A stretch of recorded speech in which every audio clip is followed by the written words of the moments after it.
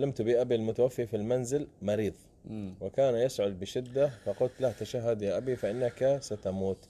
فبدأ يقول: أشهد أن لا إله إلا الله، إلى أن توفي. آنسة وأعمل. طيب، اول شيء هنا في الحاله هذه، اذا كان عملك في اي عقود انت تقوم فيها او اوراق انت تسويها، اوعي تغلطي وتوقع عقد بدون ما تقري.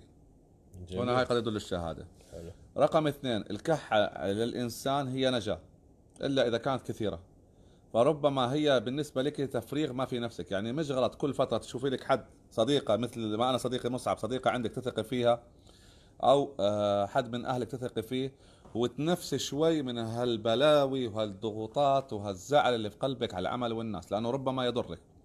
هنا ظل ابوك يتشاهد حتى توفي، معناتها ظلك انت مع الله سبحانه وتعالى بالدعاء، واشهديه في كل ما تقومين فيه، يعني كل شيء يكون بالظاهر حتى تقضى امورك، والله اعلم.